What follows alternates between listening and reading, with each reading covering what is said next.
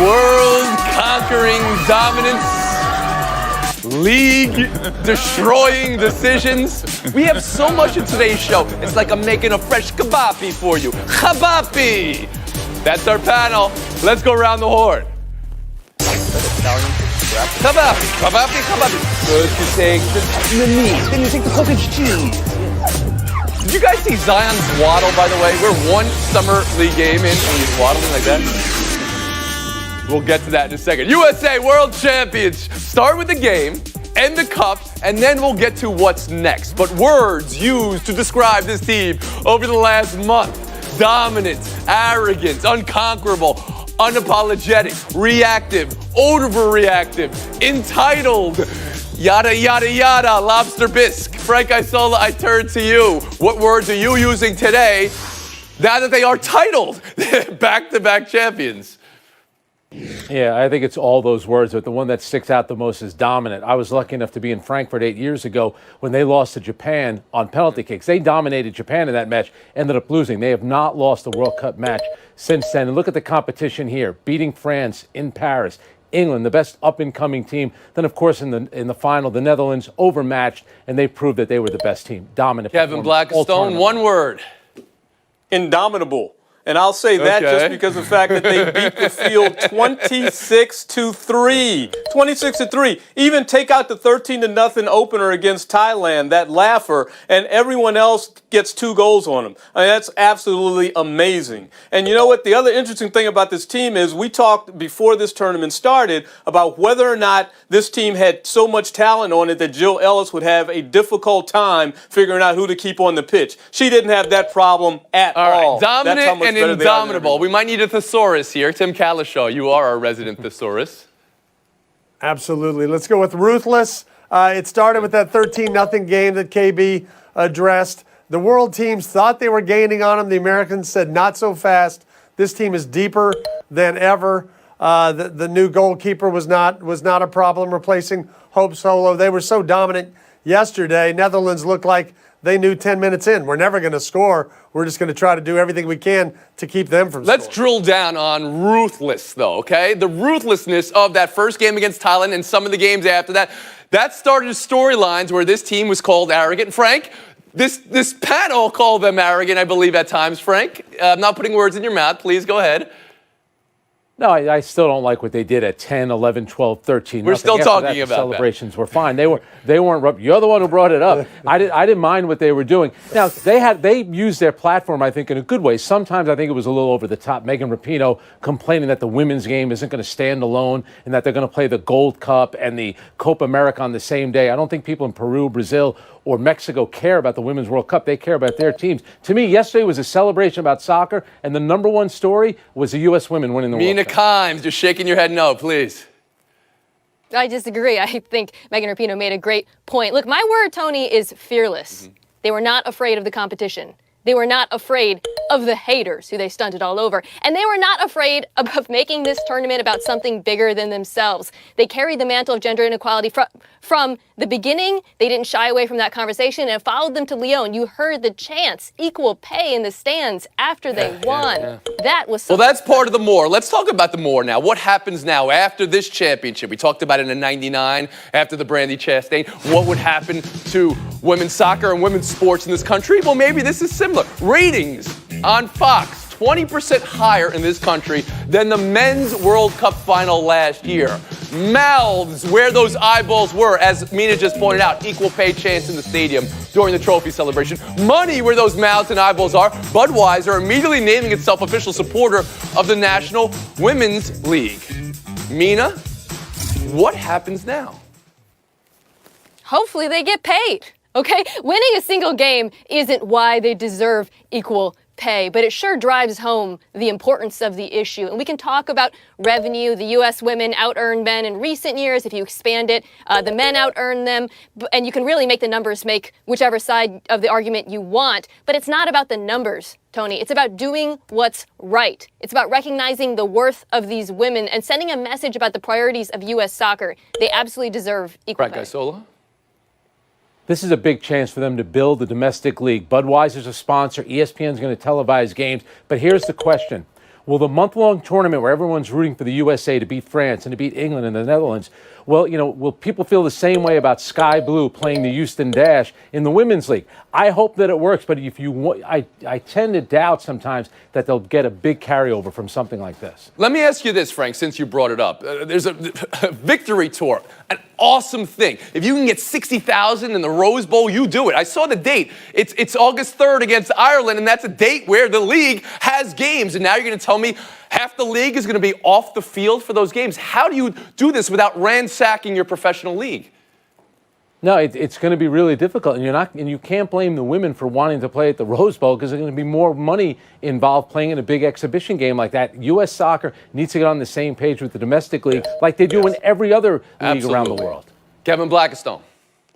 Yeah, there's always an enthusiasm that washes ashore right after these Olympics or after a world tournament like this for women's sports. And then, unfortunately, that tide goes back out to sea. They need to figure out a way to keep that tide coming on shore. And I think one of the things that they should really look at is linking themselves with the MLS, because the MLS has really found a successful foothold in this country right now in terms of sports. The types of stadiums they have, how big they are, the enthusiasm that they generate for their home teams. And there's no reason that someone like Lavelle should be playing in the suburbs of Washington, D.C. rather than Audi Field here with the D.C. So United that's play. where you would take this. That's interesting to me.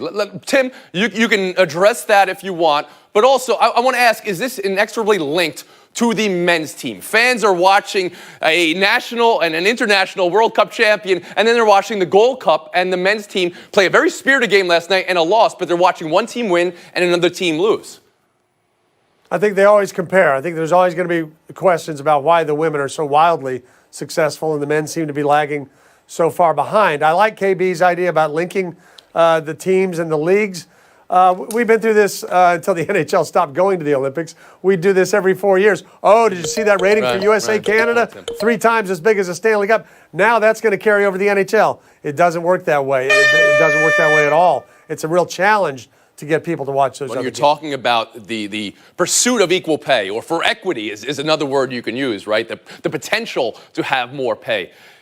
This conversation is being had right now. It's going to be had in mediation, which makes it very difficult. You saw some of the comments from U.S. Soccer. No comments from U.S. Soccer players. No comments. But is there any way for that conversation to be held out loud among all people? Because when you don't comment publicly, you allow other people to fill in the blank of what your thoughts are or aren't. And then you lose control of the conversation. Question for U.S. Soccer. We'll move on. We have to talk the NBA today. Let's go around the horn. Look at these odds. Look at these projections. How we got here from where the season ended 3 weeks ago. You know, it starts and ends with Kawhi. What Kawhi did. He threw the whole idea of free and agency into a hadron collider. So, since it's been a week since I've seen all of you, I'll start with you, Frank Isola. Kawhi going to the Los Angeles Clippers, taking Paul George with him. Is that okay? He did it. Is it Machiavellian? Is it an earned right for the best player in the league? Well, he absolutely won free agency. The Clippers won, and the Lakers come out the big losers. Now, there is some tampering involved here, him contacting a player under contract, but Oklahoma City was okay with it because they got a great deal. So Kawhi Leonard, the last man standing in the playoffs, ends up winning free agency as well. You believe it's his right, though, to negotiate for himself and then take another player along with him? I'm not that crazy about that part of it. But I knew you would have been. If Oklahoma City had a problem with it, they would have raised their hand and said, listen to Frank. You ever hear Frank say, I'm not so crazy about something. I can go either way. Absolutely not, Frank. Kevin Blackistone on Kawhi to the Los Angeles Clippers. Well, the only way you could fault him is if you don't understand the definition of the word free. I mean, he can go wherever he wants to, and good for him. He's going back to his home base. And you know that he would go out and get another player who he likes for whatever reasons to go along with him. We know that this goes on all the time. We know that GMs do this all the time. It just got out in a different way. And what is wrong with that? You know, in a league where the players were concerned most recently about owners calling themselves owners, which is what they are, here is a guy who's taking ownership of his currency and his future, and that's what every player should want to do in this league. And in the process, KB, he was taking ownership of the league. Entire franchises were having to wait. Entire deals were having to wait. Tim Kalisha, how it all played out for you. Kawhi Leonard in Los Angeles, the Clippers. Well, I mean, yes, he has the right to ask. Everybody has the right to ask. They can always say no. ESPN does it with me every December. But the difference here is that Kawhi had tremendous leverage. Kawhi, whether he's used these words or not, he basically, somebody said to Oklahoma City, you can trade Paul George and do that thing and see what you get, or Kawhi's going to sign with the Lakers and you can forget about Westbrook and George competing with LeBron, Anthony Davis, and Kawhi Leonard. And Sam Presti made the right decision. Have we ever seen a player have that much wielding that much power? It's an incredible thing. Real quick, Tim, let me ask you point blank. Does Paul George owe Oklahoma City any type of explanation? I think he should, whether it's, whatever he wants to post on social media, and he'll get booed there, and I think he understands that, because it looked like a year ago he chose them, we did, over the Lakers, and now it's like, yeah, I got to get out of here. I got to get. All right, Mina Kimes, you're in Los Angeles. What's going on? How did the Clippers pull this one off? How did Kawhi navigate it all? Right, well, it's Kawhi who really pulled it off, right? And it makes me smile because over the last month or so, we've been talking about whether he's the best player in the league, whether he surpassed LeBron, when really we should have been asking, is he the best GM in the league? And apparently he is, right? I'm also smiling because of those odds. This league is wide open. We should be thanking Kawhi for not signing with the Lakers and bringing parity. Now, I understand why some Lakers fans are a little bit salty about how this all went down, him dragging it out, keeping them from going after another free agent. But that's not on Kawhi. It's not his job to make your team better. That's on the front office. Everybody agree with Mina that this is good for the NBA, that what just happened over the last week and a half, the free agency? How good are the Clippers? Definitely. KB said no? Okay, well, give it to me, KB. Well, I mean, it's great if you have season tickets to the Staples Center for NBA basketball in general. But for me on the East Coast, this means I'm going to lose more sleep staying up at night watching. That gets you on mute. How good are the Clippers? Is this team the odds-on favorite to win the? No, Mina Kimes, you can't even contain yourself. Go ahead. Yeah, I mean, it's between them and the Lakers. They're simply deeper. They managed to hold on to a lot of great players. Frank Isola, how good are the Clippers? I think they're the best team right now. Don't rule out the Utah Jazz. Had a great offseason. Tim Kalishaw. Yeah, I think Utah, Portland, and Denver are right up there, right behind the two LA teams, and one of them could jump through. It's a great race. All right. Clippers are the team. This is a pretty good race right here. Kimes has got the lead. We're going to talk about some of that salt, Mina, you were talking about. Salty Lakers fans. Is there any other kind? Buy or sell next. And with the Clippers landing Kawhi and George, and the consolation prizes of DeMarcus Cousins, Rajon Rondo, and a 2017 Pelican to be named later, the Pelakers. They add Danny Green, they add Avery Bradley, and now Chris Haynes report LeBron James is going to be starting at the 1. He's the point guard. Mina Kimes, how do you view what the Lakers have done?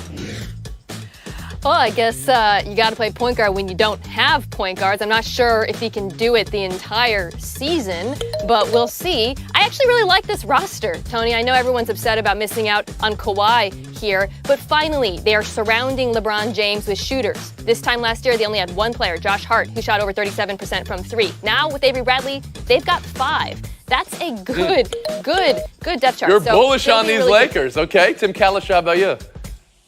I actually think their latest backup point guard, I guess, Avery Bradley, is one of the more interesting additions they've made. They got a lot of guys over 30. They got a little age on this team. But, when you got LeBron and Anthony Davis, you're in pretty good shape for starting out. KB?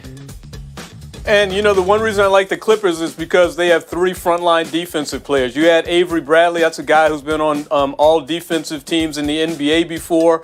You add some size with Cousins and even McGee. This roster is rounding out very well. I would not be disappointed. Yeah, they're better, and it all begins and ends with Anthony Davis. But let's remember something. In free agency, they struck out on all the big guys. Is that players don't want to play with LeBron, these big names, or is that Magic Johnson when he was on this network and talked about the front office? How much did that hurt the Lakers? It certainly didn't help them. Struck out on free agent players. Well, it's almost like you're talking about a different team, a team from New York, Frank Isola. The interesting thing about Kawhi Leonard to the Lakers was nobody saw that coming a month ago. It bubbled up for 2 days, got your hopes up, and then crushed them.